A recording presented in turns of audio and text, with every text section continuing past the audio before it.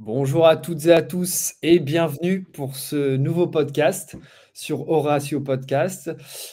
Aujourd'hui, je suis en compagnie d'Elisa. Elisa qui a gentiment accepté de venir sur mon podcast. Elle a 19 ans.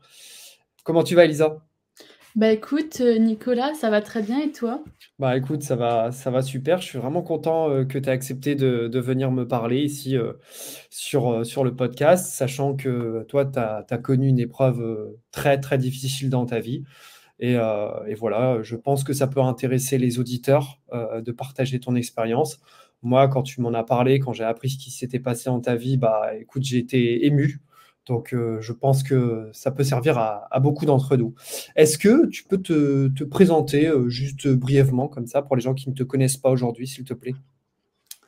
OK, alors, moi je m'appelle Elisa, donc j'ai 19 ans comme tu l'as, dit et actuellement je suis en études de lettres, à Dijon et j'ai un petit frère qui a, 16 ans et j'ai encore mon papa Mhm, et mon problème, ce qui m'est arrivé, c'est que j'ai perdu ma maman il y a maintenant 3 ans mhm. et Donc, tu avais 15 ans, c'est ça? oui, j'avais, 15 bah, j'allais sur mes 16 ans, mais oui, j'avais 15 ans, j'avais Mhm. tout juste 15 ans et mon frère avait, 12 ans à ce moment-là Ah ouais. et donc ouais. Ah ouais, donc c'est super jeune, 12 et 15 ans pour perdre sa mère. J'imagine que ça a dû extrêmement compliqué, être extrêmement compliqué. En tout cas, je suis désolé. Et en fait, est-ce que tu peux nous expliquer ce qui s'est passé en fait? Qu'est-ce qu'elle a eu ta maman? Alors ma maman depuis, 2016-2017, elle a eu, enfin en fait de 2016 à, son décès, elle a eu, 3 cancers. Donc Mhm, le premier er qui a été, diagnostiqué en 2016, donc cancer de l'utérus. mhm, Elle a, subi une opération, ablation des ovaires en fait, elle peut plus avoir d'enfants, ménopausée à, 32 ans enfin oui 32 ans elle avait, ouais 32-33 mhm, et bah, sous chimio et à ce moment-là donc la chimio, ça s'est, plutôt bien passé. Moi, j'ai eu la chance qu'elle perde pas ses cheveux. Enfin, mhm. c'était des poignées de cheveux mais pas au point où fallait tout tondre, pardon. Donc voilà et après il est arrivé plusieurs choses qui ont fait qu'en fait, ma mère, sa maladie, bah, ça a laissé place à un deuxième cancer Mhm. qui était, le cancer du péritoine, si je me trompe oui, c'est ça.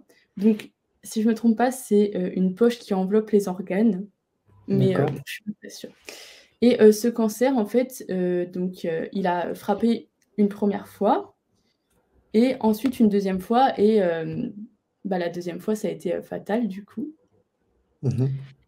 et bah, de 2016 jusqu'à son décès, elle a aussi vécu, d'autres choses à côté de son cancer qui ont fait que, bah, à la fin, elle avait plus de force, ni Mhm. mentale ni physique.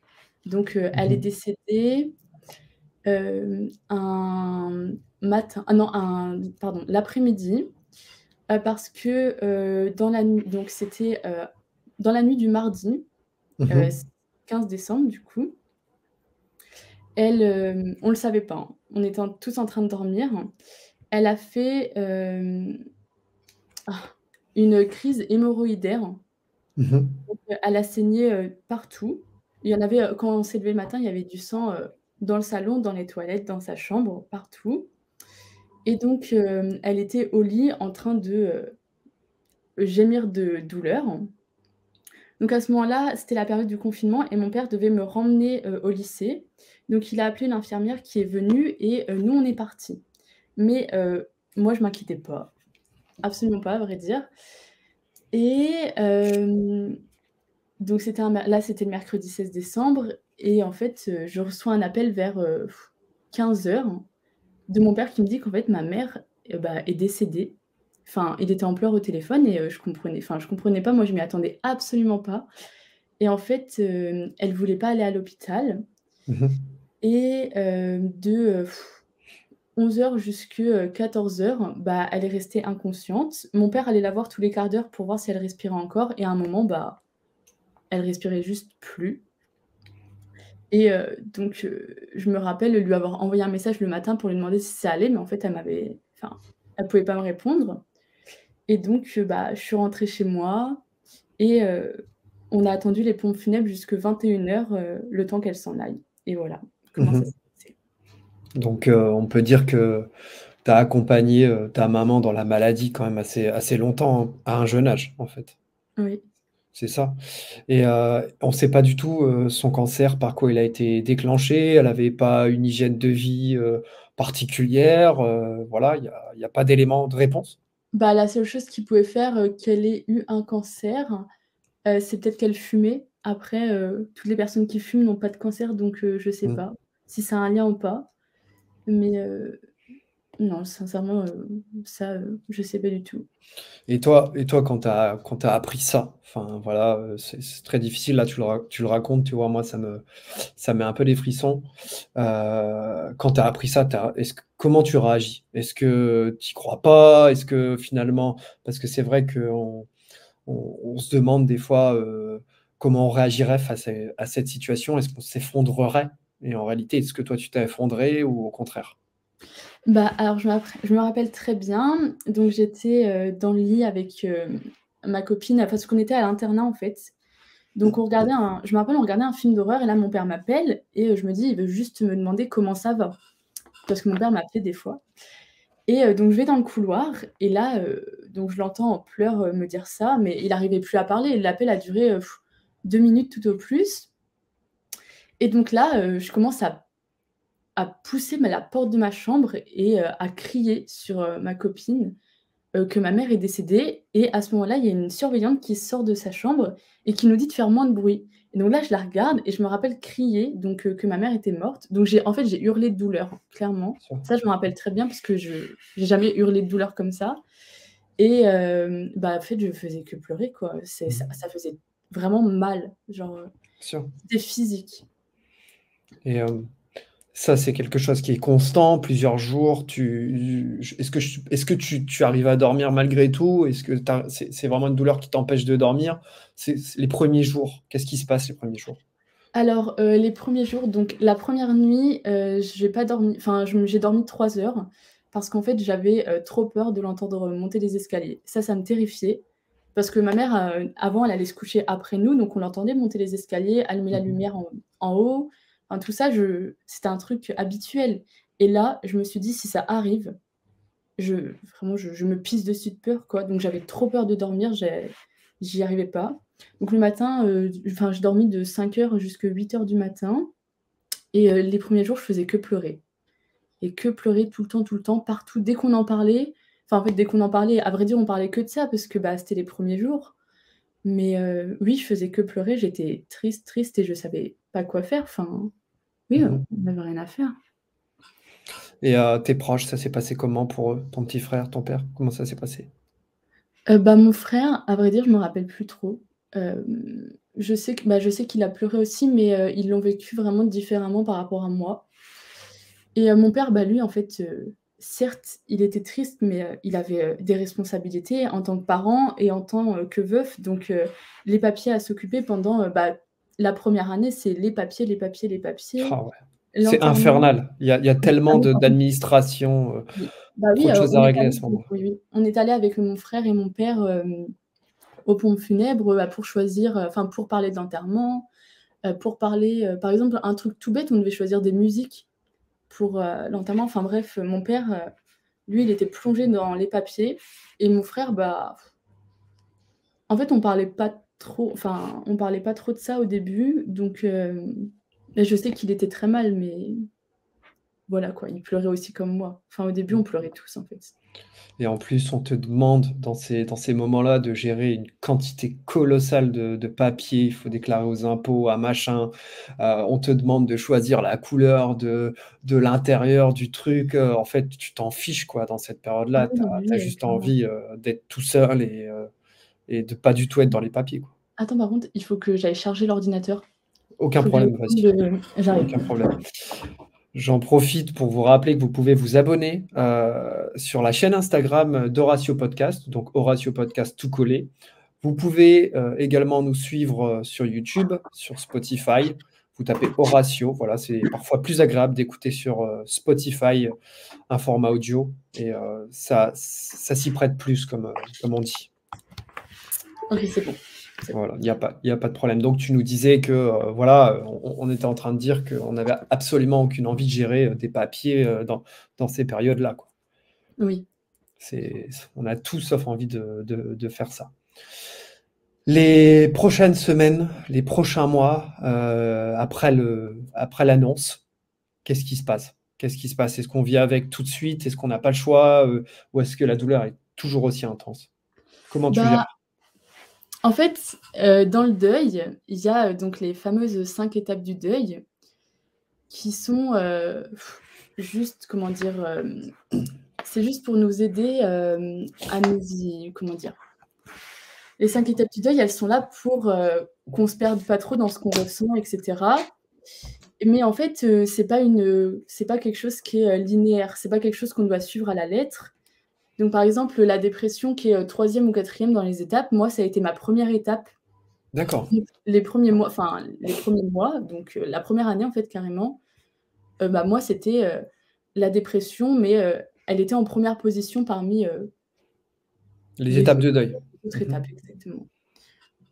Tu quoi d'autre? Tu le déni aussi, je crois, dans les étapes du Tu deuil. le déni, tu le déni, le marchandage, la colère et Ouais, alors je exactement. sais plus trop, Alors tu as, la phase de déni, tu as la colère, le marchandage. la dépression et l'acceptation. Ouais, exactement. Et donc toi, tu as vécu toutes ces périodes-là, tu les as vécues selon toi? Oui, oui, ça c'est sûr. Mais pas dans l'ordre, voilà, il y avait Alors pas d'ordre. absolument pas, il y a pas d'ordre du tout. C'est parce qu'on est tous différents, donc forcément, il y en a, je suis sûre, qui franchissent pas toutes les étapes ou en tout cas, qui en passent. Bien Voilà. sûr. Mmh. Ouais, c'est vrai que, j'ai vécu aussi, un deuil et en fait, moi, plutôt, j'étais dans le déni, tu sais? Au tout début, ben, tu es là, tu veux pas y croire, tu te demandes même si ce qu'on t'annonce, c'est vrai. En fait, ton cerveau, il capte pas, quoi. C'est vraiment incroyable. Donc toi, ça a pas du tout été ton cas? Bah, en fait, pour moi, déjà, le déni, il y a 2 sortes de déni. Il y a celui donc que tu viens d'expliquer et il y a celui où, tu te dis que, la personne, elle va revenir, qu'elle est juste partie en voyage ou des choses comme ça. Pour moi, c'est vraiment différent. Mmh mh. Donc bien sûr, le déni, comme tu l'as expliqué, il est arrivé directement, après avec, ben, enfin, pour moi, ça arrive inconsciemment, mais le déni, où tu te dis, que la personne, moi, je me disais souvent et ça jusqu'à bah, peut-être il y a récemment, en fait, je me disais que ma mère, elle était juste partie en voyage ou alors juste, se ressourcer vu qu'elle était malade et qu'elle allait revenir quand elle serait soignée, hein. Ça, par contre, pour moi, c'était vraiment le déni. C'est vrai qu'on a du mal à s'imaginer quand on n'est pas dedans, mais c'est vraiment un déni profond. Tu dis pas ça, comme ça, quoi. C'est vraiment un truc que tu ressens au plus profond de toi. Oui, voilà, c'est ça. Mmh. Et la gestion de ton deuil, comment tu as géré? Parce que je suppose qu'il y a des moments qui sont plus difficiles que d'autres. Qu'est-ce que tu fais dans ces cas-là? Tu tu restes chez toi, tu pleures tout ce que tu peux ou alors au contraire, il y a des choses qui t'ont aidé? Bah, alors c'est un peu compliqué, bah, par exemple, les fois où j'étais, vraiment, vraiment, vraiment mal, bah, là, par contre, bah, je restais dans ma chambre, je pleurais, en fait, là, c'est comme, quand j'ai appris, je me rappelle très bien, en fait, c'est comme quand j'ai appris qu'elle était décédée, la douleur, elle revenait. Pas au point de créer de douleur, mais physiquement, tu te tords de douleur limite, au point de te dire, bah, que tu reverras plus jamais la personne, quelque chose comme ça et en fait, bah, au début, c'était ça. Maintenant, ça m'arrive plus du tout depuis, plus d'1 an, mais maintenant, bah, forcément, quand, je pense à ça, bah, en fait, déjà, j'ai pas mal au point d'en pleurer. Mmh Mais mh. bah, je me change les idées, enfin, tu sais, tu allumes ton ordi, tu regardes une série, puis, tu penses à autre chose. Maintenant, moi, j'aborde ça comme ça, mais avant, c'était impossible, Mmh. clairement. Quand ça Voilà. arrive, en fait, tu as beau mettre plein de choses en place, il y a aucun moyen. Bah, non, il y avait aucun moyen. Je me rappelle qu'au début, j'essayais de faire des mandalas pour, C'est quand quoi? j'y pensais et je pleurais, en fait, devant les coloriages parce que, bah, ça Ah, servait à rien. les mandalas, c'est des coloriages, c'est ça? Oui, c'est des coloriages, tu sais, des espèces de dessins un peu zen et donc je faisais ça, mais en fait, je pleurais devant, quoi. Bien sûr. Ouais, ouais. Et ton entourage, est-ce qu'il t'a aidé? Est-ce qu'il t'a aidé à surmonter ces épreuves, que ce soit ta famille, que ce soit tes amis? Alors, concernant ma famille, non. Voilà, donc la famille de ma mère, en fait, la famille de ma mère s'entendait pas avec mon père Mmh. et donc quand ma mère est décédée, bah, ils étaient là au début. La première année, oui, mais maintenant, j'ai plus de nouvelles. Enfin, j'ai jamais vraiment, été soutenue par rapport à ça. Après, enfin, si on parle de mon père, bah, ça a toujours été un peu compliqué, bah, d'aborder, en fait, ce sujet, on n'en parle jamais à la maison. C'est un Enfin, non-dit. je peux compter sur les doigts d'une main le nombre de fois où on en a parlé. Donc en fait, non, clairement la famille, non. Et puis mon Mmh. frère, bah, je peux pas compter sur lui, enfin, je peux pas, il est trop jeune, c'est plutôt lui qui devrait compter sur moi. Mmh. Mais j'ai trouvé beaucoup de réconfort, bah, au niveau de mes amis, certains, qui m'ont vraiment aidée et bah, après, bah, forcément, je suis allée voir une psy, donc ça aussi, Ça t'a aidé? ça c'est un travail, ça m'a aidée. Ça a duré longtemps, tu as dû la voir longtemps ta psy? Bah, pas vraiment en fait, pour expliquer, j'ai vu une psy alors ma mère est décédée en décembre, fin janvier, début février, je voyais une psy parce que, bah, vraiment je savais que ça allait pas. Donc première séance où je l'ai vue, elle m'a diagnostiqué, enfin elle a dit que j'étais en dépression, clairement et après je la revoyais mais pas beaucoup, enfin je pense que je l'ai vue 3 fois avant qu'elle, m'hospitalise parce que, ça allait pas et après l'hospitalisation, j'en ai revu enfin je l'ai revue, non, moins de 20 fois, quoi, enfin, moins de 15 séances, je pense, avec une psy. Mmh. Mais à chaque fois des séances, qui, heu, qui m'ont marquée, je pense, qui m'ont aidée, en tout cas. Très bénéfique? Bah, oui, en tout cas, qui m'ont aidée à savoir ce que je voulais. D'accord, ça t'a permis de t'orienter un peu plus, Oui. surtout quand tu es jeune comme ça, 15-16 ans, enfin moi quand je me revois à 15-16 ans, j'étais un petit con, hein, on est perdu, on est un peu en crise aussi. Alors je sais pas, c'est différent pour tout le monde, mais on se pose beaucoup de questions sur les choses, sur la vie. On a une perception complètement différente de quand on est enfant, mais aussi de quand on est adulte. Donc tu avais en plus ça à gérer, quoi. Bah, en fait, c'est surtout qu'à cet âge-là, il y a beaucoup de questions, tu as pas de réponse. Même si, tu en parles à, 20 000 personnes, tu as pas de réponse, donc forcément, un avis professionnel, c'est ça, en fait, des fois qui débloque beaucoup de choses. C'est clair. Est-ce que tu as eu des idées noires?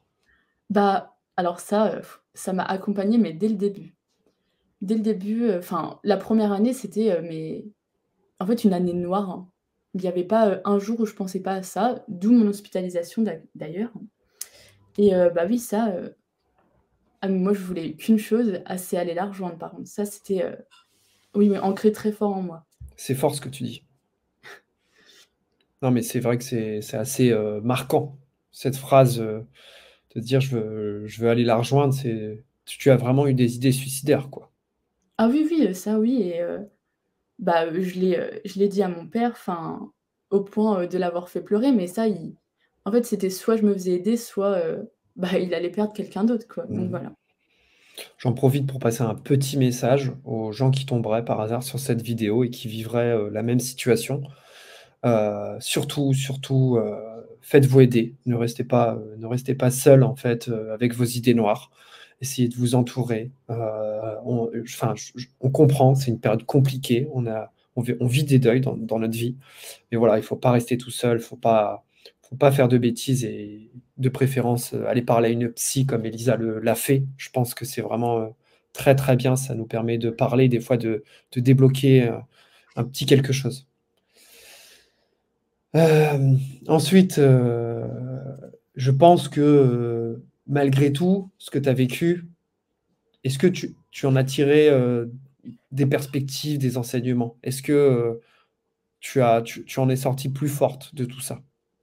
Bah, déjà, je trouve, qu'un deuil, ça te change, mais complètement. Moi, dès les premières semaines, je suis devenue complètement différente. C'est-à-dire il y a quelques personnes, par exemple, que je pouvais plus supporter ou en tout cas ce qu'elles disaient, enfin des choses qui me mettaient, hors de moi parce que, bah, vous avez pas le droit de vous plaindre, moi j'ai perdu ma mère. Enfin, au début, tu es vraiment dans, enfin, c'est une étape du deuil, la colère contre toi, contre le défunt, contre les autres. C'est clair. Et puis la colère, je trouve que ça change vraiment, ta façon de voir. Donc oui, moi, ça m'a fait voir les choses autrement, ça m'a fait faire le tri, dans mes amitiés et puis, oui, ça m'a changé au début, bon, un peu négativement parce que, bah, c'est ass enfin, comment dire? La première année, en fait, tu as juste peur que les autres t'abandonnent, même s'ils meurent pas forcément enfin, s'ils décèdent pas forcément. En fait, tu développes une peur de l'abandon, mais, extrême au point où moi, je me mettais à 4 pattes par terre pour pas que les gens partent. Enfin, c'est une image, mais voilà et bah, au fur et à mesure, tu apprends de tout ça et oui, je serais pas la personne que enfin, je serais aujourd'hui si ma mère n'était pas décédée, donc oui, ça m'a apporté, beaucoup de choses. Mmh. Et quand tu dis que ça t'a apporté, je suppose que ça t'a apporté à la fois négativement et positivement, mais ça t'a apporté au niveau de ta vie, actuelle, aujourd'hui? Tu y penses encore? Tu te remémores ces choses-là? Tu vis est-ce que tu vis avec aussi une forme d'appréhension sur la suite? La peur de perdre un autre proche, comment ça t'a bouleversé? Bah, maintenant, je j'ai plus peur de perdre enfin, non, en fait, j'ai jamais eu peur de reperdre, un autre proche, enfin s même mon père, en fait, je me suis déjà imaginé, pardon, Mmh mh. oui, imaginons, papa décède, moi, comment je vais faire avec Maxime, mon petit frère?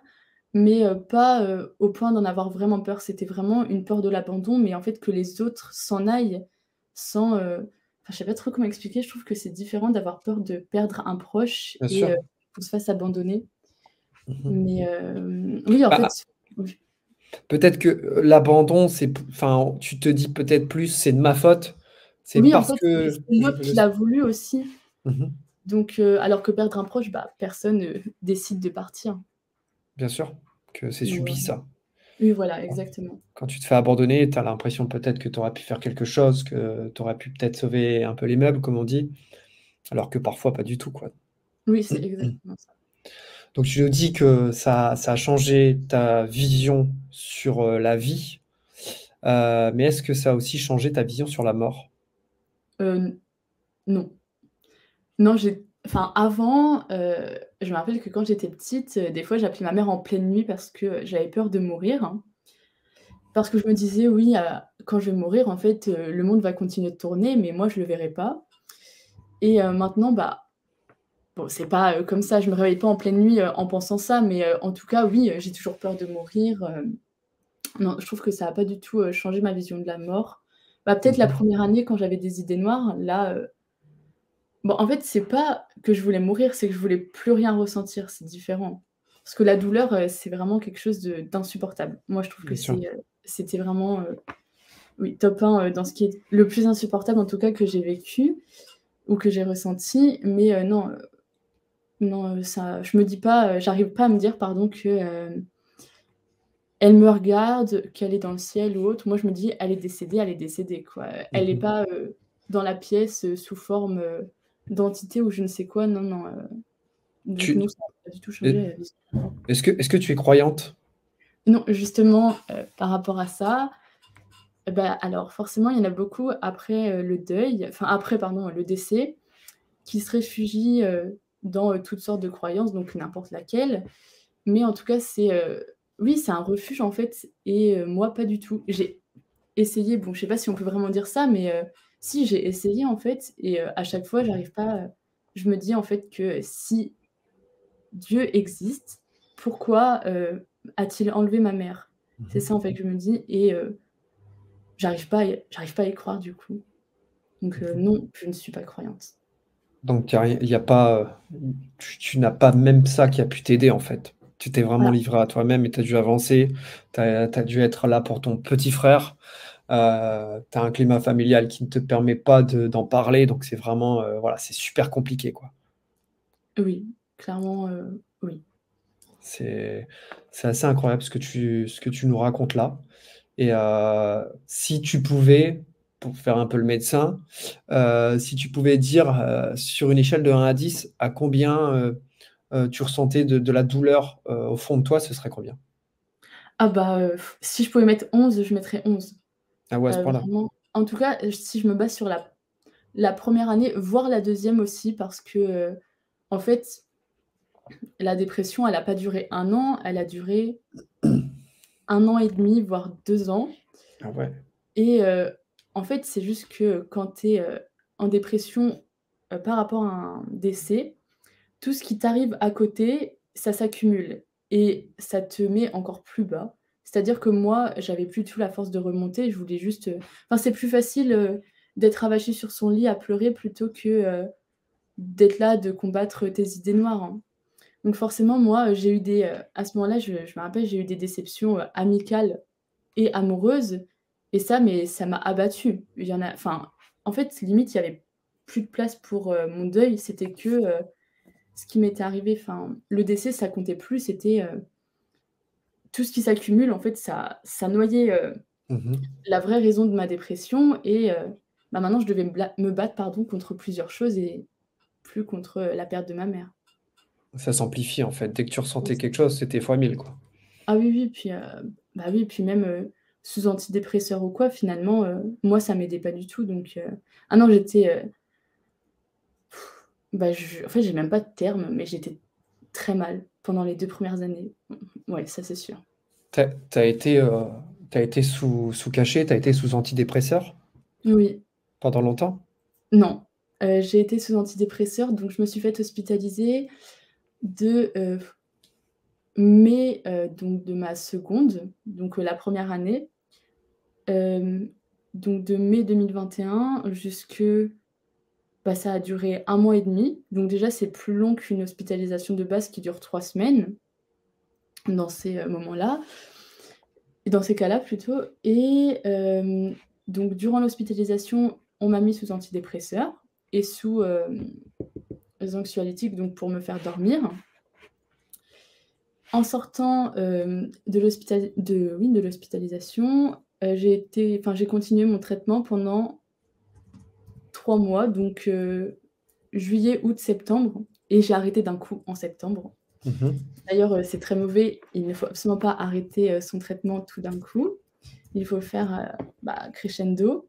Sauf que moi, Pourquoi? j'ai arrêté, d'un coup et en fait, bah, ça m'a fait encore plus replonger. Enfin, C'était encore pire après? ah oui. Je pense que, en fait, c'est un peu bizarre parce que, à chaque fois que, je sentais que je retombais, je me disais: «Ah mais c'est encore pire que la dernière fois» et je pensais pas que ça pouvait être pire, mais si, en fait, ça peut être pire. Donc, oui, les antidépresseurs ou l'hospitalisation d'ailleurs, ça m'a absolument pas aidée. C'est pas du tout ça qui m'a, fait avancer en tout cas.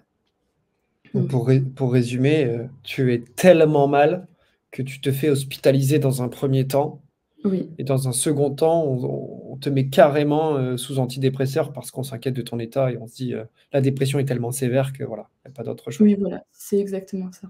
Tu t'es fait hospitaliser combien de temps? Je là Donc, tu bah, 1 mois et demi. ouais, je crois que tu me l'avais dit, ouais, 1 mois et demi.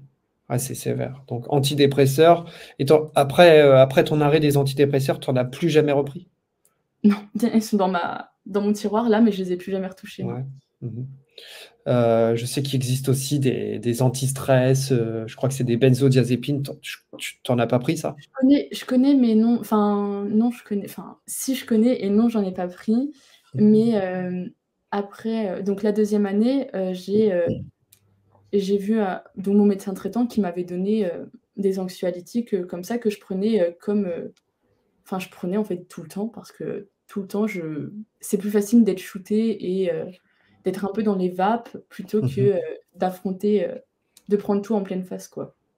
Bien sûr et quand tu es sous antidépresseurs, c'est quoi, parce que là, tu en as parlé un peu, tu es vraiment shooté? Tu es endormi? Tu es dans un Non, état second? en fait, donc au début, il commence avec, 25 milligrammes. Oui, si 25 milligrammes, donc du cachet, il donne la moitié et c'était tous les matins à l'hôpital et au début, bon, bah, tu vois pas trop la différence et puis après il passe à 50 et en fait, bah, je sais pas comment expliquer, pourtant je me suis déjà renseignée sur ce que ça faisait exactement, mais en fait ça endort, toutes tes émotions et moi je me sentais un peu mieux quand même. En tout cas quand je suis sortie, bon ça a duré 3 jours, mais je me sentais un peu mieux. Enfin, ouais, c'est un peu mieux et oui, en fait ça endort, toutes tes émotions et bah, ouais, en fait je peux dire que ça parce que Mmh mh. Et je me rappelle que de ça. En fait, ça endort t j'ai l'impression que ça endort tes émotions, ça endort tes problèmes, mais ça ne les résout pas. Donc en Ah fait, non, clairement non, dès c'est que pas tu une arrêtes, solution, oui, ouais, voilà. Oui, oui, c'est dès pas une solution, ouais. donc les médecins, ils t'hospitalisent, ils t'orientent direct vers des antidépresseurs. Mais est-ce que tu as été orienté vers des méthodes, alternatives aux antidépresseurs? Est-ce que tu as eu un entretien avec un médecin? Est-ce qu'il t'a parlé de faire du sport? Est-ce qu'il t'a parlé, je sais pas, de l'importance de la nutrition ou les amis et cetera? Tu as eu ce genre d'explication ou pas du tout? Alors, l'importance du sport ou la nutrition, bah, peut-être, peut-être dans mes séances avec ma psy ou, si avec, des entretiens avec les médecins, peut-être on me l'a dit, mais en tout cas, c'est pas quelque chose que j'ai relevé. Bah, Mmh puis mh. tu sais quand on te dit ça, tu es vraiment mal, tu as juste envie en fait, c'est de dire: «Bah, ça va pas fonctionner quoi». Bien sûr. Moi, je pense Mmh que si on me l'a dit en tout cas, c'est passé dans une oreille, c'est ressorti par l'autre. mh. Donc, voilà et donc concernant, mes amis, c'est ça, que tu m'as demandé?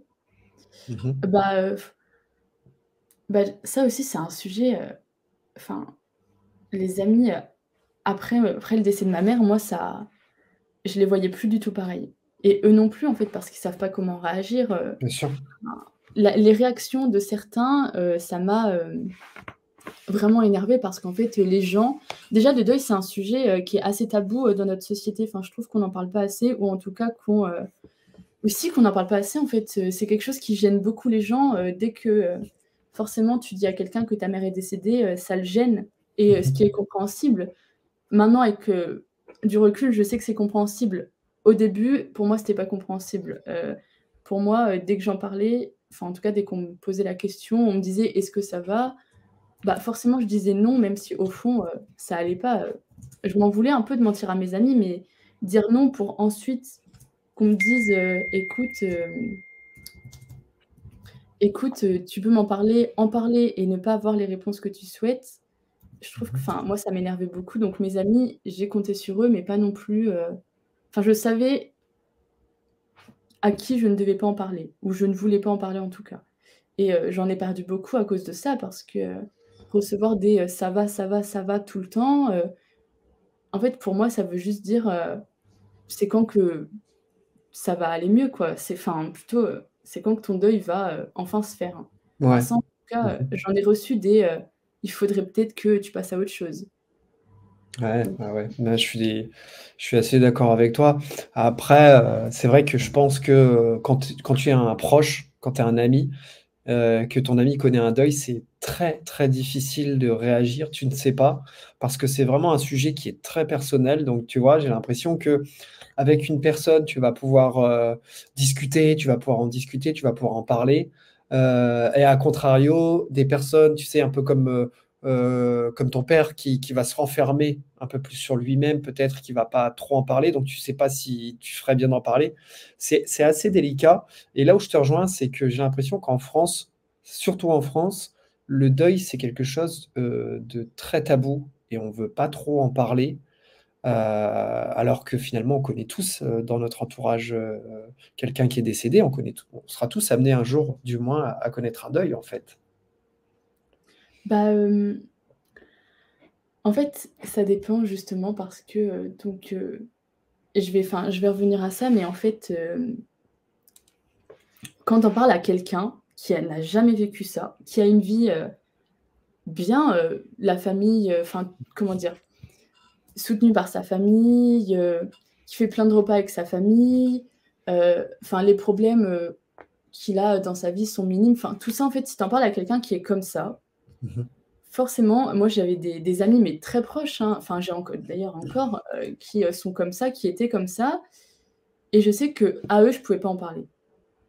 Mais à côté de ça, et puis en fait même ça dépend, de la maturité des gens et de comment ils voient les choses. Enfin, aujourd'hui c'est tabou, enfin oui c'est tabou parce que, je trouve que les gens ont pas assez de recul sur ça, que, tout de suite, ça part dans, le malaise ou, «Ah on sait pas quoi dire» mais, c'est pas grave. Nous on cherche pas forcément, à ce que quelqu'un dise quelque chose, juste, je trouve à la f enfin, accumuler c'est très énervant de tout le temps voir les gens, un peu, bah, gênés quand on en parle ou autre parce que nous-mêmes on n'est pas gênés donc je vois pas pourquoi eux le seraient. Bien sûr.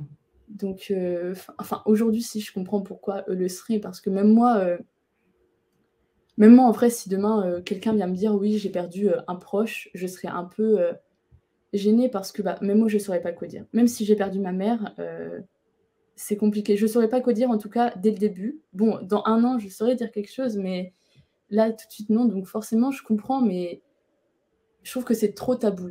Ouais et après tu as peut-être pas, l'envie d'être, l'initiateur en fait, du de enfin tu sais raviver la blessure comme on dit. Tu as peut-être pas envie de raviver la blessure, tu dis: «Si je pointe le doigt sur ça, peut-être que ça va engendrer, l enfin voilà une émotion intense chez la personne», donc tu préfères, te méfier, tu es un peu sur tes gardes quoi. Bah oui, c'est subtil, enfin, tu peux te méfier, mais sans être gêné. Tu peux, comment dire? Tu peux, avoir peur d'en parler sans être gêné et surtout, tu peux demander à la personne si, «Ah bah, est-ce que, je peux aborder ce sujet avec toi ou on n'en parle pas?» Ça coûte rien, ça va gêner personne dans la conversation. Si elle dit non, bah, vous passez à autre chose et si elle dit oui, bah, vous prenez un café, vous en parlez, quoi. Mais non, mais aujourd'hui, oui, enfin, puis même il y a 3 ans ou il y a 10 ans, je pense, en fait, ça a toujours été quelque chose, qui gêne les gens parce qu'au-delà du deuil, c'est la mort, hein. Enfin et puis la mort, bah, c'est un sujet, tabou aussi, enfin, personne n'a envie de parler de ça, quoi. Bah, en vrai, c'est compréhensible, je trouve. Bien sûr. J'ai un peu l'impression que la réaction des gens s'apparente à celle qu'on a face à une personne qui pourrait être handicapée.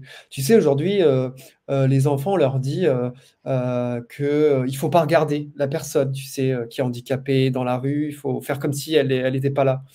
Je pense que, il y a parfois alors je j'ai pas eu, d'handicap donc je ne me permettrai pas, d'avoir une position, déterminée sur ce sujet-là, mais je pense que, tu as des personnes qui sont handicapées, qui n'aiment pas la compassion, tu sais? Qui n'aiment pas cette compassion, d'handicapés, voilà. Ils vivent avec leur handicap, ils assument leur handicap et en fait, ils veulent qu'on les assume tels qu'ils sont. En fait, ça fait partie d'eux-mêmes.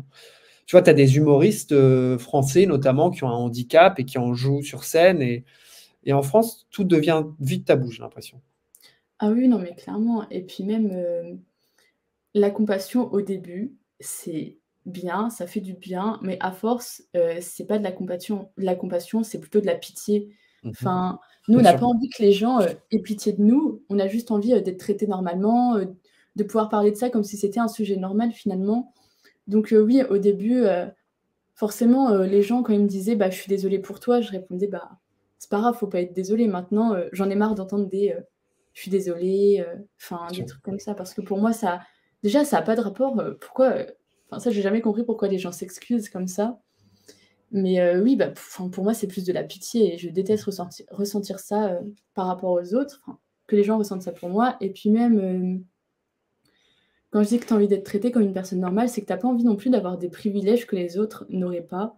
Ouais, c'est Parce vrai. que Mmh mh. toi, il y a un malheur qui t'a touché au point où, les gens, bon, vu que toi, ça va pas, OK, on te laisse faire ça. Ça, je trouve que c'est, enfin, oui, en fait, Mmh. ça s'apparente à de la pitié donc non, tu préférais être traité normalement, et puis, Bien sûr. voilà. Après, c'est vrai on agit beaucoup par mimétisme. Donc, on voit à tout le monde, tu sais, lors d'un deuil, on dit, «Mes condoléances, je vous adresse mes condoléances». On perpétue en fait la tradition, on perpétue, ce qu'on a vu et voilà, Oui, ce oui, sont après des habitudes en fait. c'est une convention sociale de dire, «Je suis désolée, toutes mes condoléances». Même nous, Mmh, on a pu, des fois envoyer des cartes de condoléances. C'est juste que maintenant enfin moi, si quelqu'un, vient me dire qu'il a perdu un proche, je pense que je vais lui dire toutes mes condoléances aussi. bien sûr. Mais, intérieurement oui, enfin j'en vois pas l'utilité et je sais que ça va pas aider la personne. Voilà. En fait, c'est ça, c'est cette ambivalence, j'ai l'impression qu'on ressent quand on est face au deuil. On a l'impression d'être tout seul. Alors je sais pas pour toi, j'ai subi aussi un deuil.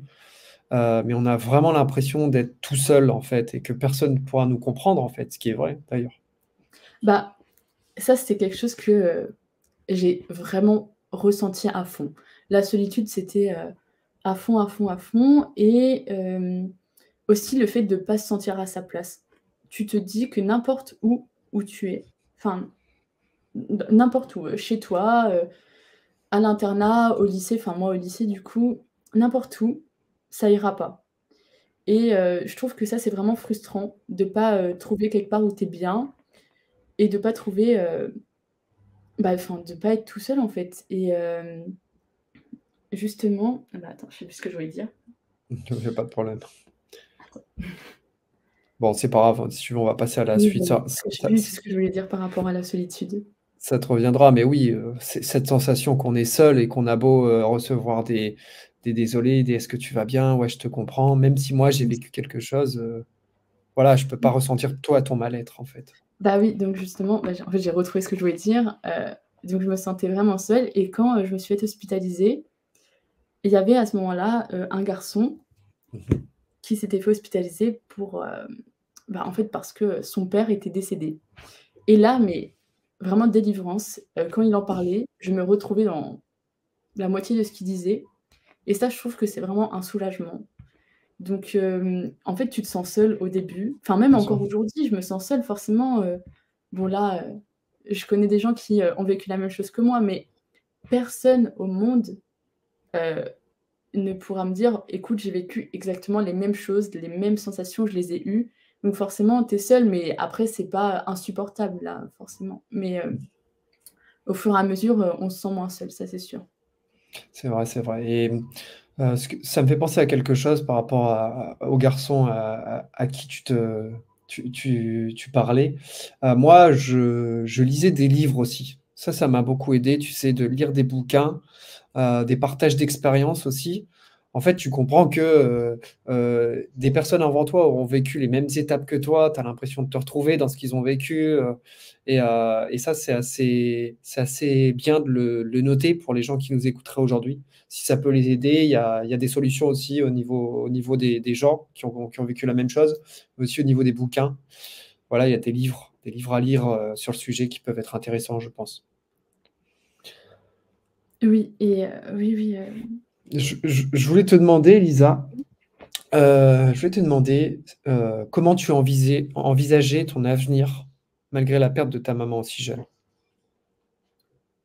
comment je l'envisageais avant ou maintenant? Maintenant, après ton deuil?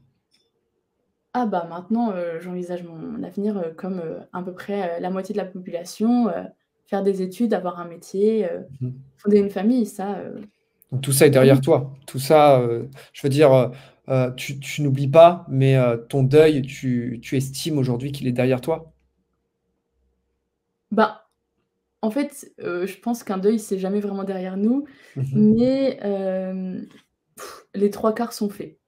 En tout cas, en 3 ans, je suis passée par, toutes les étapes du deuil. Bah, en fait, si, il est derrière enfin, oui, il est derrière moi.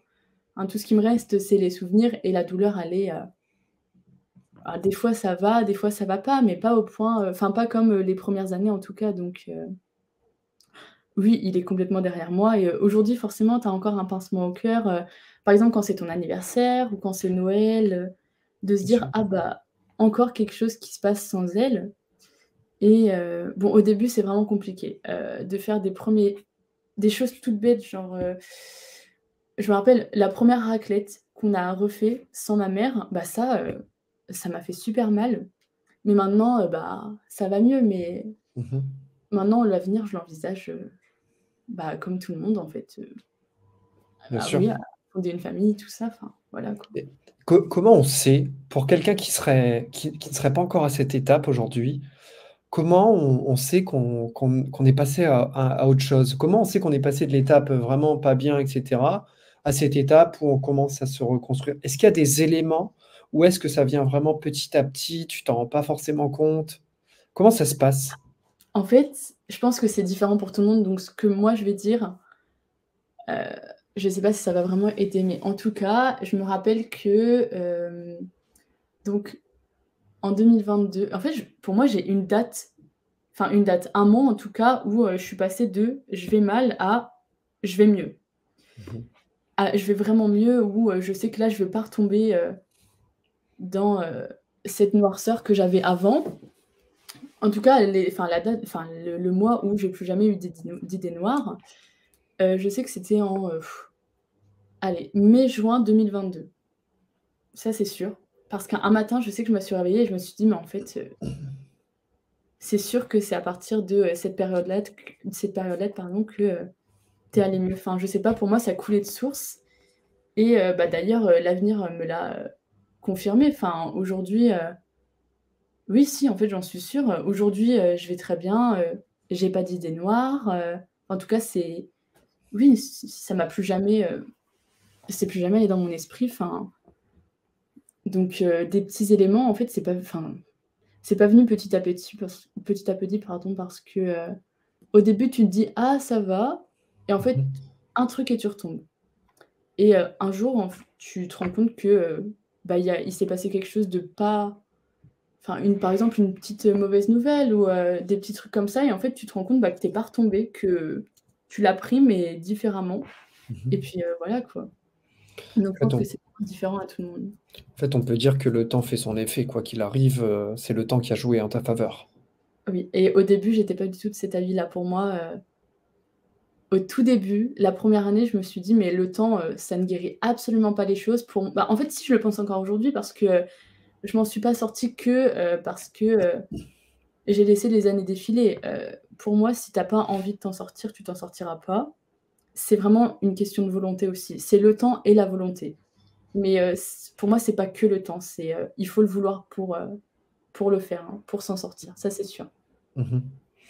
C'est vrai que le temps, c'est quand même un facteur important parce que quand on est dans ces périodes-là, on voudrait qu'il passe plus vite, on voudrait que ça aille plus vite, mais c'est pas possible. On n'a pas d'emprise dessus et on reste seul dans notre mal-être et on n'arrive pas à voir tout le chemin qui nous mènera jusqu'à la fin de ce deuil-là, en fait. C'est ça qui nous paralyse aussi et en même temps, j'ai l'impression que c'est compliqué. Tu sais, il y a beaucoup de gens qui nous disent, «Quand tu es au fond du trou, tu peux que remonter». Et en fait, non, je pense que quand tu es au fond du trou, tu peux y rester très longtemps si, comme tu l'as dit, bah, tu as pas l'envie, en fait. Bah, ça je suis complètement d'accord et bah, moi ce qui s'est passé c'est que, au début, quand j'ai commencé à justement aller mieux, c'est parce que je me disais que, en fait, il fallait que le positif attire le positif. C'est un truc mais tout bête, moi, au début quand on m'en a parlé, j'étais là en mode: «Mais tu penses vraiment que ça va fonctionner?» Enfin pour moi ça a l'air débile. Mais en fait, il fallait que, tout ce qui me rendait, heureuse, bah, fallait vraiment que je l'intègre en moi et pas que je le mette de côté. Il fallait que ça prenne le dessus sur tout ce qui était négatif et un jour je me suis, réveillée et je me suis dit: «Bah là, tu es vraiment heureuse, là, ça va mieux». Parce que, alors je rebondis sur ça, mais moi, rien que le mot être heureuse, enfin en tout cas l'expression, c'est une expression que j'ai pas utilisée pendant 2 ans. Je Mmh. disais jamais ce mot ou en tout cas dès que ça allait, comment dire? Dès que j'allais le dire, je me retenais parce que je me disais: «En fait, non, c'est pas, être heureuse, c'est juste peut-être ressentir du bonheur ou être contente, mais en tout cas, tu étais pas heureuse» et aujourd'hui, je le dis, mais en fait, aujourd'hui, même quand je le dis, bah, je me retiens un peu des fois parce que en fait, il faut toujours que je réfléchisse avant d'être sûre d'être heureuse ou pas. Parce que pour moi, pendant 2 ans, j'ai été mais, bah, malheureuse et le jour où je me suis regardée dans le miroir et je me suis dit: «Ah là, tu es vraiment heureuse», pour moi, je pense que ça a été, ma première victoire, quoi. Voilà. Il y a un point, hyper intéressant que tu soulèves. J'ai l'impression que quand tu vis dans cette enfin, tu vis ce moment, tu culpabilises. Si tu vas vivre un moment heureux, comme on dit, bah, tu vas culpabiliser, tu vas peut-être te dire: «Ah bah, j'ai pas le droit en fait, non, il faut que je sois faut que je» tu entretiens aussi une forme de mal-être en fait, j'ai l'impression. Je sais pas pour toi, mais j'ai Ah un mais peu cette sensation. si, mais moi personnellement, dès le début, c'était la culpabilité. D'ailleurs, c'était le sujet numéro un quand j'allais chez ma psy parce que, c'est se dire en fait: «Oui, quand, la personne était encore vivante, tu aurais pu lui dire ça, tu aurais pu ne pas lui dire ça, Bien sûr. tu aurais pu être plus gentil» et puis moi, à cette époque-là, j'avais 15 ans, donc j'étais en pleine adolescence, donc une ado en fait et bah, tu montres pas forcément que tu aimes la personne, donc la culpabilité, mais ça c'est oui, si ça ça m'a beaucoup empêchée d'avancer. Au début, j'ai cru que j'allais jamais avancer justement à cause de ça, parce qu'en fait, tout le temps, je me disais: «Mais pourquoi, j'ai dit ça? Pourquoi j'ai pas, fait ça?» Enfin, un truc par exemple, c'est, ma mère, donc elle m'avait écrit une lettre, mais pas avant de mourir, enfin pas une lettre, d'adieu, juste une lettre un jour parce qu'on s'était, pris la tête. Lettre que j'avais récupérée et que je n'avais pas lue. que j'avais mis au fond de mon tiroir et quand elle est décédée, bah, j'ai eu la bonne idée de la lire Ah ouais. et bah, tout ce qu'il y avait écrit dedans, bon, bah, ça m'a vraiment brisé le cœur par contre. Parce Mmh. que, bah, forcément, c'était un peu une déclaration, oui, d'une mère à une fille, en fait Bien et sûr. vu que moi, j'étais pas vraiment, démonstrative et même encore aujourd'hui, je suis pas démonstrative sur, ce que je ressens, dire des «je t'aime», ça s'est pris assez tardivement, enfin, je l'ai fait assez tardivement, concernant mes parents Mmh. et ça, par contre, c'était, je m'en voulais, mais je m'en voulais vraiment. J'étais trop mal parce que j'aurais dû et d'ailleurs, il faut dire «je t'aime» aux gens qu'on les ai enfin, il faut dire, Bien qu'on sûr, aime les gens, quoi. Parce bien sûr. que un jour, tu te réveilles et la personne n'est plus là et puis même, oui, en fait, c'est ça, la culpabilité, c'est, pour moi, ça a vraiment joué par contre dans, le fait que je me sentais mal. Je te rejoins totalement sur ce que tu as dit. Déjà, je pense quand on est plus jeune, moi le premier, on a beaucoup, je sais pas si c'est le bon mot, mais on a beaucoup d'ego, tu sais, on n'ose pas trop dire, on est fier, on n'ose pas dire aux gens qu'on les aime, alors qu'en fait, c'est stupide si tu regardes bien, il y a aucun mal à dire que aux gens qui nous entourent, à nos amis, à notre famille qu'on les aime. Mais on le dit pas par, je sais pas, je saurais pas dire pourquoi on ne le dit pas. Toujours est-il que moi, j'étais toujours dans ce schéma aussi. Maintenant, je le dis plus facilement. D'ailleurs, si mes parents m'écoutent, j'espère qu'ils m'écoutent. Je suis pas sûr, mais je veux qu'ils sachent que je les aime. Et c'est important de le dire, de faire l'effort de le dire. En fait, je pense que le problème, c'est toujours le premier pas à chaque fois, tu sais, de se dire, OK, je le fais. Euh, Après, toujours est-il que lorsqu'on a 14, 15, 16 ans, comme tu avais à l'époque, on fait avec les outils qu'on a, on fait avec les moyens qu'on a, et on ne peut pas avoir la maturité que tu as maintenant avec tout ce que tu as connu. Tu as 19 ans, tu vois, et en face de moi, j'ai quelqu'un d'extrêmement mature. J'ai une fille qui est très, très mature. Je parle des fois à des gens, à des jeunes plus âgés qui n'ont pas cette maturité. Et tu peux pas vivre la vie avant de l'avoir vécue, si tu veux. Moi, je vois les choses comme ça, du moins. Je sais pas ce que tu en penses, mais tu peux pas être adulte en ayant 15, 14 ans, tu vois. Tu peux pas Bah, demander ça. en fait, justement, ça dépend, vraiment parce que mon frère, lui, il a toujours été mais démonstratif, à mort, quoi. Lui, c'était: «Je t'aime, je t'aime, je t'aime», des câlins à foison. Moi, les câlins, ma mère, elle me les faisait, je restais stoïque. Enfin, je pouvais D'accord, pas. je vois ce que tu veux Ça, dire. par contre, c'est je m'en suis beaucoup voulu, mais donc ce que j'ai pas dit, c'est qu'en fait, durant, toute la maladie de ma mère, c'était moi qui, lui faisais prendre sa douche, qui l'habillais, qui lui faisais monter les escaliers et ce jusqu'à, peut-être septembre, octobre, de seconde, enfin jusqu'à ce qu'en fait ma mère me demande si je voulais continuer à faire ça et j'ai dit: «Non», donc on a pris une aide à domicile parce que c'est plus possible, en fait ma mère déjà elle faisait, 35 kilogrammes à tout casser. Donc moi, quand je vois des gens avec des mains un peu squelettiques, ça me rappelle ma Mhm. mère directement et mais je sais que j'avais une prof de français, elle avait un petit problème et elle avait des mains enfin elle était très maigre, les mains squelettiques et en fait j'en faisais des cauchemars parce que, bah, ça me rappelait quand je donnais le bain à ma mère et donc oui, c'était moi, des fois qui, lui ch enfin qui en fait, elle se baladait avec, des perfusions de chimio et des fois, fallait, régler des trucs sur la chimio. Enfin, c'était moi qui le faisais quand j'étais là, en tout cas. Mais en tout cas, ça m'a beaucoup aidée d'être à l'internat quand je suis rentrée en seconde parce que j'ai pu prendre du recul par rapport à ça. J'étais pas tout le temps à la maison. Mais je sais que ce qui m'a fait grandir vite, c'est pas forcément le décès de ma mère, c'est aussi ce qui s'est passé avant. Parce que même avant, on me le disait: «Elisa, tu es quand même assez mature parce que tu as un rôle d'adulte que tu devrais pas avoir». Bien sûr. Oui, à 13-14 ans, je me retrouvais à devoir, habiller ma mère, lui donner les médicaments, lui mettre les chaussettes avant d'aller au lit, enfin, faire un truc en fait que tu as pas à faire. Mhm. Donc oui, voilà. On se rend pas compte, mais c'est, je pense, une épreuve qui a été aussi très, très compliquée à vivre pour toi. C'est vrai que quand tu as 14 ans, voir ta mère dans cet état, devoir s'occuper d'elle, lui faire prendre sa toilette, c'est des choses qui sont très, très compliquées. Ça touche aussi à l'intimité, ça touche aussi à la dignité, et je pense que ça a dû être très compliqué à gérer pour toi. Bah, après, je dis ça de moi, mais je pense que la personne qui a le plus aidé ma mère, c'est mon père. Mhm. Dans le sens où donc, à cette époque, ma mère et mon père donc, heu, allaient divorcer. Enfin ma mère n'aimait plus enfin ils s'aimaient plus et mon père est resté jusqu'à la fin, même s'il savait que ma mère ne l'aimait plus. C'était lui, bah, qui faisait tout ce qu'il y avait à faire quand moi je pouvais pas ou quand je voulais pas ou quand j'étais pas là. C'était lui qui emmenait ma mère, bah, quand il fallait avoir certains rendez-vous où l'ambulance ne venait pas, enfin ne venait pas. C'était lui qui mettait ma mère, dans le fauteuil roulant quand fallait faire les courses. Enfin, lui, il l'a accompagnée jusqu'au bout. Bah, preuve, c'est lui qui l'a découverte quand elle est décédée et en vrai, ça enfin, je trouve que, c'est quelque chose même encore aujourd'hui, je réalise pas, mais à sa place, enfin, je pense que lui a dû avoir vraiment le cœur, brisé en miettes, parce qu'après tout ce Bien sûr. travail, tant d'efforts qu'il a fournis, bah, en fait, il a dû se dire qu'il en avait sûrement pas fait assez. Ah, on n'en a jamais parlé, mais je pense que Mmh. oui, il a dû aussi se dire, qu'il en avait pas fait assez alors que si, il en a fait assez. Et puis Même il a dû se renfermer vachement sur lui-même par rapport à ça, un peu comme toi, mais sur une échelle différente, je pense.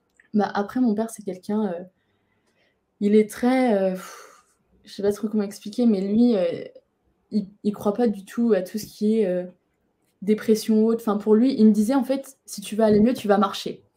Mmh.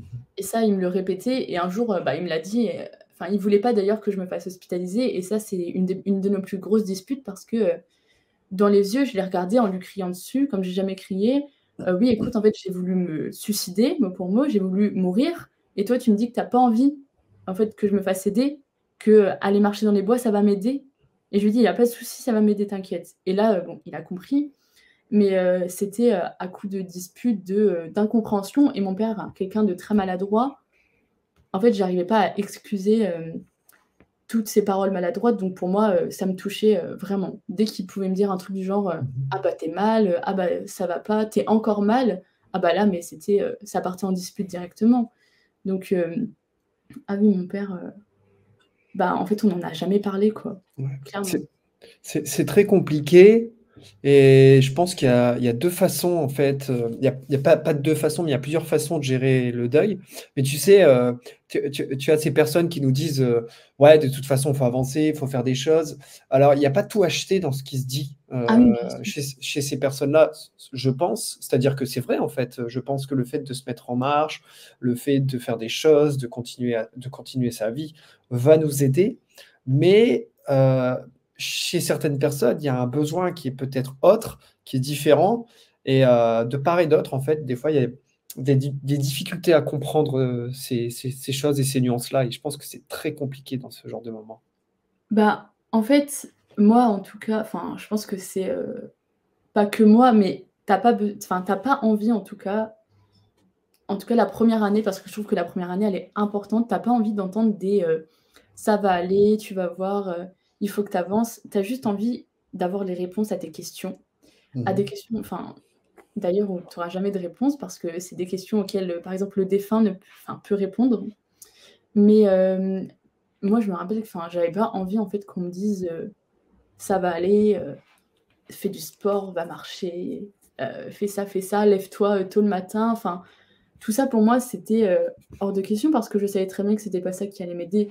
Moi, ce que je voulais, c'était, qu'on réponde à mes questions, en fait, qu'on dise à ma place ce que je pensais pour être sûre d'être comprise. Mais, après bon, bien sûr aujourd'hui, forcément, là, je suis capable de l'entendre et même moi, je suis d'accord avec ça, mais avant non, en tout cas.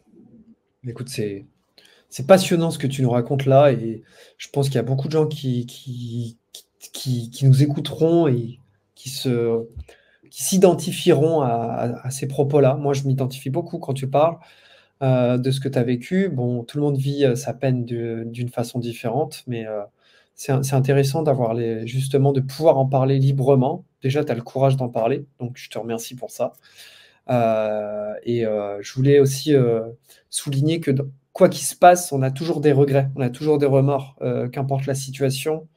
Et ces regrets, ces remords, ils sont, je pense, normaux. Je veux dire, c'est ce qui fait de nous des êtres humains, en fait. On n'est pas parfait, on commet des erreurs. Ces erreurs, on les analyse après coup, après les avoir faites et c'est normal et donc on a des regrets, on a des remords, c'est comme ça. Il faut aussi des fois savoir faire le deuil de ça aussi. il y a faire le deuil de la personne décédée, mais il y a aussi faire le deuil de nous-mêmes un peu, de ce qu'on n'a pas fait, de ce qu'on aurait pu faire. Et ça, je pense que c'est compliqué aussi. Bah, oui, surtout que, enfin, je trouve que, les regrets, la peine, enfin, les larmes, tout ça, c'est quelque chose qui est normal, ça, c'est sûr. Et d'ailleurs, je me demande si c'est pas non plus anormal de pas ressentir ça après, le deuil d'un être aussi cher. Et comment dire? Bah, en fait, oui, enfin, pour moi, déjà pleurer ou, enfin, pleurer, c'était quelque chose, que j'arrivais pas à faire devant les autres et exprimer mes regrets non plus, enfin, on me disait tout le temps: «Mais les regrets, enfin, ça va pas t'aider, quoi, il faut que tu mettes ça derrière» et d'ailleurs aujourd'hui, enfin, c'est ce que je fais. Moi, quand je regrette quelque chose, je me dis: «Bah, c'est passé, tu peux pas changer». Mais avant, tu avais qu'une envie, c'était de revenir en arrière. Ça c'est sûr, il y a enfin, oui, ça c'est sûr donc bah, les regrets, je trouve, en vrai, ça enfin, en fait, je sais pas, les regrets, je pense qu'on peut lier ça avec la culpabilité finalement, Mmh. mais oui, voilà. Que dirais-tu, Elisa, à ceux qui nous écouteraient aujourd'hui et qui vivent la situation que tu as vécue ou du moins qui vivraient un deuil? Qu'est-ce que tu leur dirais? Bah, ah, c'est compliqué.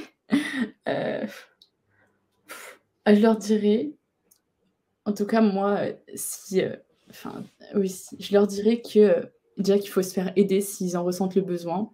Même si, ils se sentent seuls, si, personne ne les aide, il y a des, plateformes, comment dire? Enfin, dans toutes les grandes villes ou toutes les villes en tout cas, tu peux te faire aider gratuitement, juste avoir une oreille par exemple, enfin une oreille attentive, pas forcément, qu'on trouve des solutions, mais en tout cas que quelqu'un t'écoute comme tu aimerais qu'on t'écoute.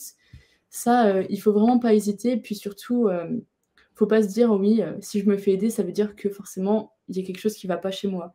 Mmh. Ça, voilà, si tu te fais aider, c'est juste parce qu'il faut que tu te fasses aider, c'est pas, parce que tu es bizarre ou quoi. Et ensuite, je dirais que, bah, avec le temps, ça s'améliore, ça c'est sûr. Maintenant, aujourd'hui, à vrai dire, il y a des jours où j'y pense absolument pas. D'autres jours où: «Ah OK», je me dis: «Elle me manque vraiment, c'est un peu compliqué», mais j'arrive toujours à, passer au-dessus. Enfin, en fait, ça va s'arranger, quoi. Ça s'arrange avec le temps et la volonté. Voilà, Bien vraiment sûr. ça, et puis il faut pas, culpabiliser d'être mal ou, faut pas réprimer ses émotions. Ça, par contre, s'il faut pleurer une demi-heure, on pleure pas 20 minutes, on pleure une demi-heure. S'il faut pleurer dans les transports en commun ou devant des gens, bah, vous pleurez. Enfin, ça, c'est quelque chose, faut pas réprimer, que ce soit les pleurs, la colère ou autre. Faut tout laisser aller et puis un jour, bah, tu en ressentiras plus le besoin, quoi. Donc Mmh. voilà. Ouais. Écoute, c'est un beau discours que tu tiens là et c'est vrai qu'il faut vouloir aussi se faire aider. Il faut pas rester seul, il faut pas rester dans son état, de deuil et se dire: «Bon, c'est tout, je reste tout seul, tout le temps». Je pense que c'est aussi une façon d'honorer la mémoire de celui qui est parti, que d'essayer, même si c'est difficile, même si c'est compliqué, d'aller chercher de l'aide, quand on en a besoin. C'est aussi une mémoire de c'est aussi une façon d'honorer, je pense. Oui, oui et puis, surtout, faut pas, en vouloir, à ses proches, s'ils comprennent pas, ce qui va pas. Enfin, chacun vit son deuil à sa façon. Moi, mon père, bah, il a dû, être dans les papiers après, puis il l'a dit à au discours à l'enterrement, il nous a regardés avec mon frère, il nous a dit que maintenant, nous, on était sa mission, que sa mission avec ma mère était finie et bah, maintenant, il se concentre, exclusivement sur nous et finalement, bah, c'est pas parce qu'on n'en parle jamais que les gens ressentent plus rien. Donc il faut comprendre les émotions des autres ou en tout cas, bah, ne pas leur reprocher, certains gestes ou certaines paroles parce que, bah, tout le monde va mal, en tout cas quand on vit le même deuil, enfin le même décès. Voilà. Est-ce que, alors tu nous as dit qu'il y avait le psy, notamment, mais est-ce qu'il y a il y a des activités qui t'ont ou des stratégies qui t'ont aidé à traverser ces moments? Est-ce que tu as fait du sport? Est-ce qu'il y a des sorties? Est-ce qu'il y a des choses que tu as mis en place, concrètes, qu'on pourra donner en conseil à ceux qui nous écoutent? Heu, alors, avant de perdre ma mère, je lisais beaucoup, sauf que, après j'ai eu une panne de lecture pendant plus d'un an. Mmh J'arrivais mh. plus à lire, mais moi la musique, ça m'a aidée. Mais c'était mes écouteurs tout le temps, tout le temps, tout le temps. Même, d'ailleurs quand il y avait des gens autour de moi, mes amis, j'avais mes écouteurs. Bon, un écouteur sur une oreille et l'autre retiré, mais toujours parce qu'en fait, moi ça m'a aidée avec du recul, je pense parce que, comment dire? Ça noyait un peu, toutes mes pensées. Enfin, je sais qu'avant, si, je notais mes pensées sur une feuille, en fait, c'était qu'un brouillon. Enfin, je tournais le stylo parce que juste, dans ta tête, c'est noir, donc tu arrives pas à écrire ce que tu penses, mais la musique, ça noyait beaucoup mes pensées et ça me faisait beaucoup de bien, même encore aujourd'hui. Enfin, c'est quelque chose que j'adore.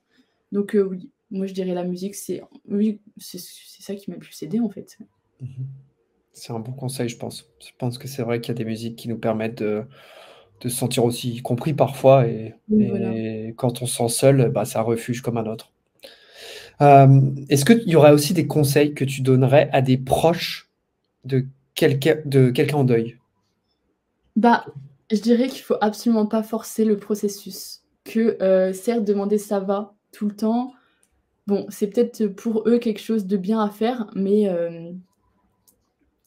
non, en fait, il faut juste demander «ça va?» de temps en temps Mmh mh. et il faut pas casser les habitudes qu'on avait avec la personne. Bon, lui laisser du temps, mais si par exemple tous les jeudis vous alliez, je sais pas moi, nager, bah, continuez, en tout cas voir si ça fonctionne, si la personne veut aussi continuer parce que ça peut aussi l'aider. C'est peut-être un quelque chose, elle peut s'accrocher. Mais oui, je dirais, en fait, ne pas forcer et ne pas se dire: «Ah bah, quand est-ce qu'elle a fini de nous en parler?» quoi. Parce que, en fait, des fois, les personnes endeuillées ont besoin d'en parler, mais tout le temps. Mmh mh. Mais pas parce que, ça leur plaît de raconter l'histoire, parce qu'une histoire, à force d'en parler, on se lasse. Donc je pense qu'elles aussi, elles se lasseraient, juste parce qu'à force d'en parler, elles essayent de trouver quelque chose, un élément qui va, comment dire? Bah, les aider à avancer. Donc à force d'en parler, tu attends juste à ce que quelqu'un te dise: «Oh bah» peut-être quelque chose de banal, mais en fait qui va, faire tilt et qui va t'aider à avancer. Donc faut vraiment pas, être saoulé si quelqu'un raconte 20 000 fois la même histoire. Enfin, faut être attentif et vous aussi, faut cibler les points qui vous paraissent pas clairs, ça peut aider la personne, enfin, voilà. Et surtout, faut pas être gêné quand on en parle ou en tout cas si on est gêné, bah, on le dit et on arrête d'en parler, mais voilà, je dirais de surtout pas forcer le processus, ça c'est super important. D'accord, OK. Ouais. Et je sais que tu m'as dit que tu étais pas croyante, mais est-ce qu'il y a des choses que tu mets en place ou des activités que tu fais au quotidien qui te permettent de te sentir connectée à ta maman? Bah, peut-être non, non, en fait non parce que, enfin, en fait j'ai essayé un truc tout bête, ma mère elle avait arrêté de se ronger les ongles Mmh pour que mh. moi j'arrête de me ronger les ongles. Sauf que, j'ai pas réussi. Je voulais aussi faire ça pour, un peu, bah, la regarder. En tout cas, penser à elle et lui dire dans ma tête que moi aussi j'avais réussi. Mais, non, enfin, non, en fait, j'ai jamais essayé à vrai dire. Je sais qu'il y avait des séries qu'elle regardait, par exemple sur Netflix, mais j'ai jamais essayé de me dire: «Bah, oh, je vais regarder, cette série». D'accord. Non, enfin, je c'est pas quelque chose en tout cas qui m'est venu à l'esprit pour, m'aider. D'accord. Donc si on pouvait, résumer ton réconfort, tu l'as trouvé, dans la musique et principalement grâce à la psy également, c'est ça? Heu Bah, en fait, c'est un peu compliqué et je vais pas, vraiment revenir enfin, rentrer dans ça, mais la psy, ça a été un réconfort au début et à la fin, enfin, ça en fait, ça s'est mal passé en soi la thérapie pour, plusieurs choses, mais bah, oui, un peu dans en la psy, mais oui, surtout en la musique. Enfin, en fait, le plus grand réconfort, c'était mon réconfort à moi, c'était moi. Enfin, il y a D'accord, que grâce à moi qu'aujourd'hui j'en suis là, ça c'est sûr. Les autres, c'était juste, ils m'ont un peu poussé à aller mieux, mais la psy,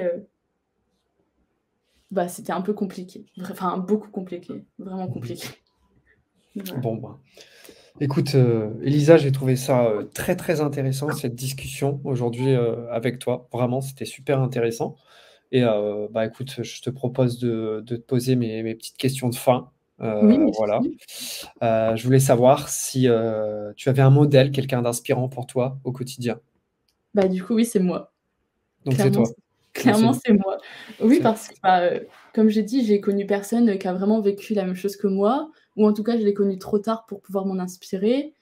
Avec, mon père ou mon frère, on n'en parle pas Et ma psy, bon, bah, c'est une psy, je peux pas vraiment, la prendre comme modèle. Donc oui, Mmh. aujourd'hui, j'en suis là grâce à moi, donc je me sens inspirée par moi, Bah, clairement. mais Donc c'est c'est c'est bien. tout à ton honneur, au moins, tu vois, tu avances, grâce à toi et voilà, tu as ce courage d'affronter la vie dans ces conditions.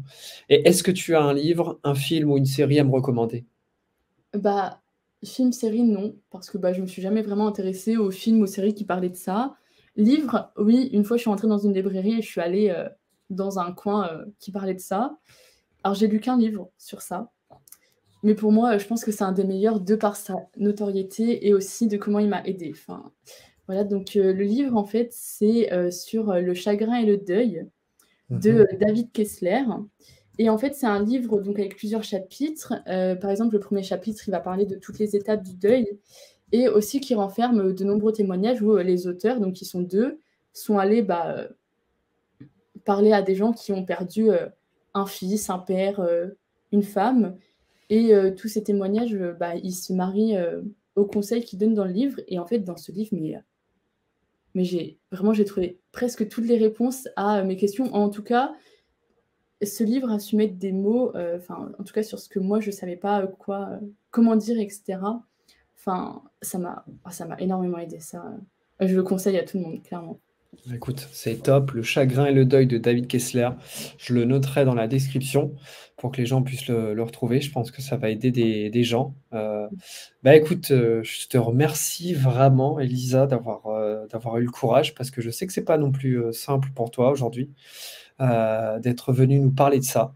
C'était un plaisir pour moi d'avoir aussi ta vision des choses, ta vision de la situation. Je trouve que c'est admirable ce que tu fais au quotidien et ce que tu as fait aussi pour ta maman. Parce que là, je parle à une jeune fille de 19 ans, mais j'ai aussi l'impression de parler à une amie qui est plus mature que quelqu'un de 19 ans, ou du moins l'idée qu'on en a. Et ça, vraiment, c'est admirable. Est-ce que tu aurais un dernier mot à dire durant cet épisode? Bah, je tenais à te remercier toi de m'avoir, reçue pour parler de ça parce que, bah, ça fait toujours du bien d'en parler.